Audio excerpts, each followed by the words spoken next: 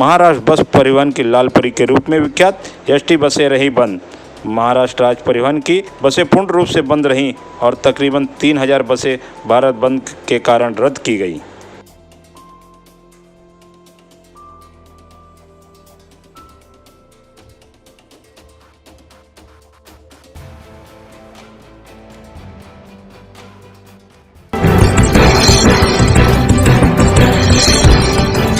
भारत बंद का शिवसेना को मिला समर्थन।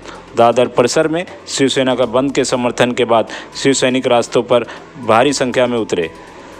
शिवसैनिक बाइक पर सवार होकर दादर परिसर में घूम घूम कर दुकानें बंद कराते दिखाई दिए। शिवसैनिकों द्वारा दादर मार्केट में खुली दुकानों को रास्ते पर उतरकर बंद करा रहे थे। आइए देखते हैं उसका नज़ारा।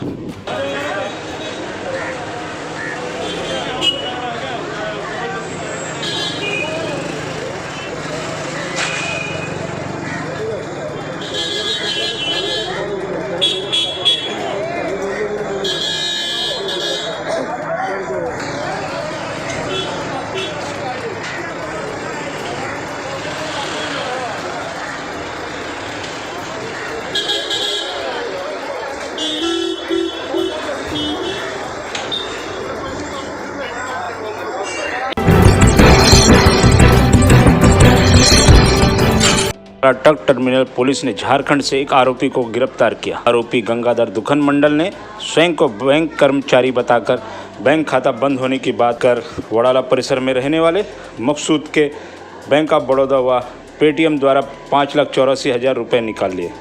मकसूद के खाते से 5,84,000 रुपये अपने खाते से निकाले जाने का मैसेज मोबाइल पर आने के बाद उसका माथा ठनका, जिसके बाद मकसूद ने अज्ञात व्यक्ति के विरुद्ध पुलिस थाने में शिकायत दर्ज की।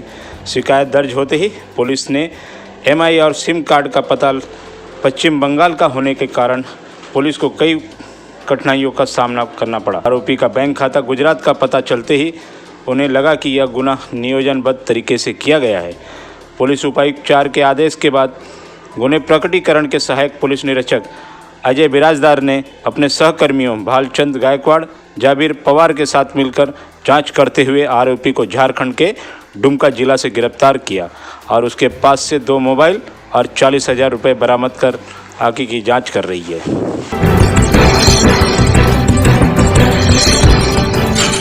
रिलायंस के सर्वेसर्वा मुकेश अंबानी ने घोषणा की, भारत में अगले वर्ष 5G सेवा की शुरुआत होगी। आत्मनिर्भर भारत में रिलायंस की तरफ से यह पहला कदम होगा। भारत में भी 5G सेवा का शुभारंभ जल्द होगा।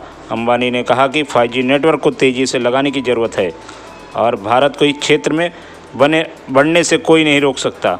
इसके साथ ही प्रधानमंत्री मोदी के डिजिटल इंडिया मिशन की तारीफ करते हुए कहा कि देश विपत्ति और महामारी जैसी परेशानियों के समय में इस मिशन ने आम जनता का काफ़ी साथ दिया और आगे भी हमारा देश डिजिटल ट्रांसफॉर्मेशन की राह पर इसी तरह आगे बढ़ेगा। साल 2020 में महामारी के दौरान भारत ने ऑनलाइन मीडियम पर ज़्यादा काम किया। लोगों ने ऑनलाइन काम किया, खरीदारी की, पढ़ाई की, स्वास्थ्य सेवाएं प्राप्त की, गेम खेले, जीवन के सभी काम ऑनलाइन के माध्यम से किया। इस तेज़ी के समय में 5G नेटवर्क की अहम भूमिका होगी।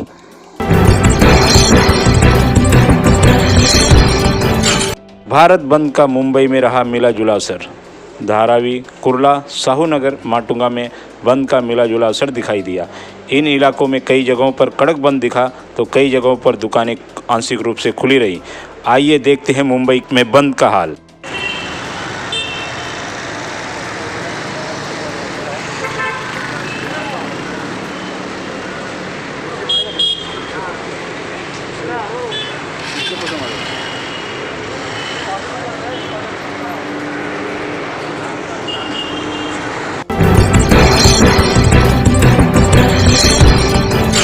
केंद्र सरकार के तीनों कृषि कानून के खिलाफ किसानों के हो रहे आंदोलन को लेकर बीजेपी ने सोमवार को कांग्रेस समेत विपक्षी दलों पर वार किया।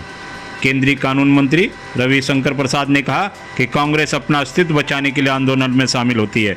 मालूम हो कि किसानों ने 8 दिसंबर को भारत बंद का ऐलान किया, जिसका कांग्रेस, आम आदमी पार्टी समेत सभी विपक्षी दलों ने समर्थन किया।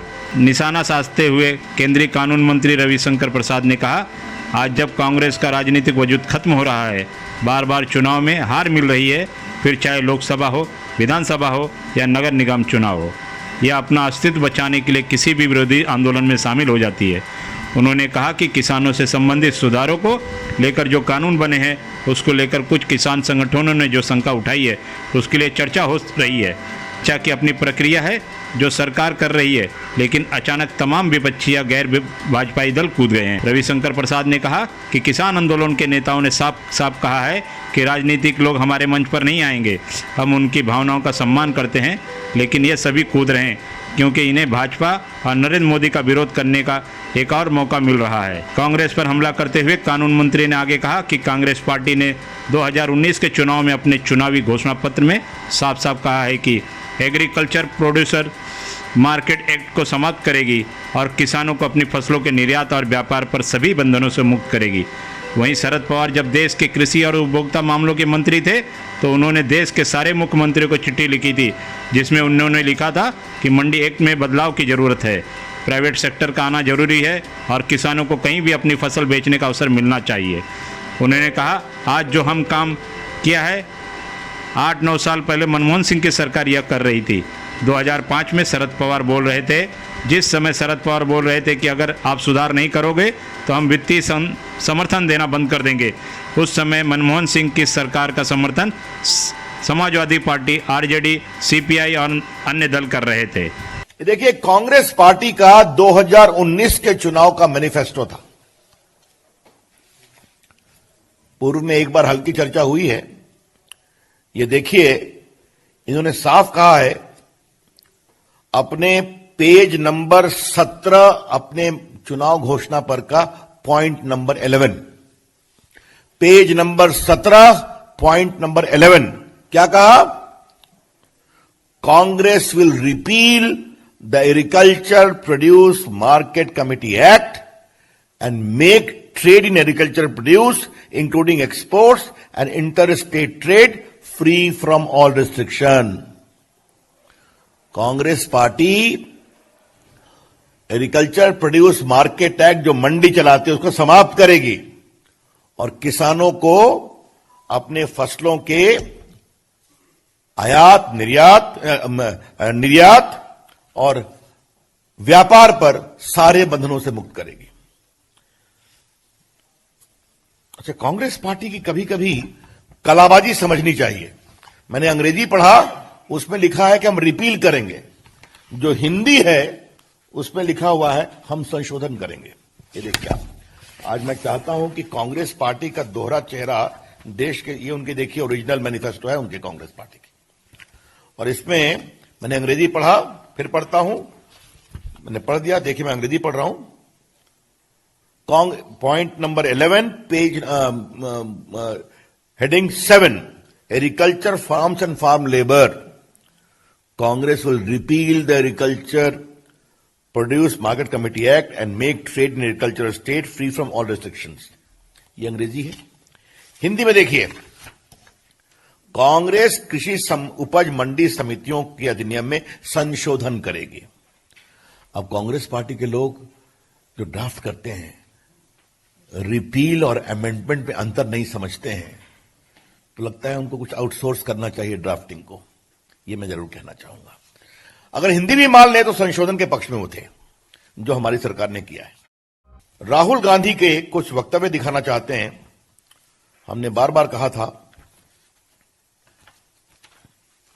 ये देखिए 2013 में उन्होंने अपने सारे मुख्यमंत्रियों की बैठक बुलाई थी यूपी की सरकार ने, और उसमें क्या था? Farmers can sell directly in Congress ruled states. ये राहुल गांधी ने अपने मुख्यमंत्रियों को निर्देश दिया था। Congress ruled states will delist fruits and vegetables from the agriculture produce market committee by January 15 and will give free choice to farmers. तो 2013 में जब उनकी सरकार थी, राहुल गांधी ने बुलाया था ये बैठक। ये आपकी जानकारी में रहना बहुत जरूरी है। शरद पवार जी ने शेखर गुप्ता को एक इंटरव्यू दिया था 2005 में यूपीए की सरकार में। उन्होंने क्या, देखिए सवाल क्या है और आंसर क्या है, मैं देश के सामने ले जाना चाहता हूं। What do you see when do you see the APMC Act being abolished? Agriculture produce market mandi act कब तक खत्म होगा? इन्होंने क्या कहा? My own assessment is it will take 6 months maximum. और क्या कहा? Unless you are ready to amend the market act and allow the private sector to enter in this area, there will not be any financial support from government of India to the state. ये तो इस स्तर तक चले गए कि अगर मंडी act में सुधार नहीं करोगे तो भारत सरकार का वित्तीय सहयोग नहीं मिलेगा. ए पेनाल्टी वॉज प्रपोज. ये इनका इंटरव्यू है. तो आदरणीय शरद पवार जी, आप तो बड़े अनुभवी नेता हैं, कई बार मुख्यमंत्री रहे हैं, कई बार मंत्री रहे हैं केंद्र में. आपके दोनों पत्र मैंने पढ़ दिए, आपका इंटरव्यू पढ़ दिया. रिफॉर्म के आप तो नरेंद्र मोदी सरकार से भी अधिक दावा करते रहे हैं और आज आप भी खड़े हो गए.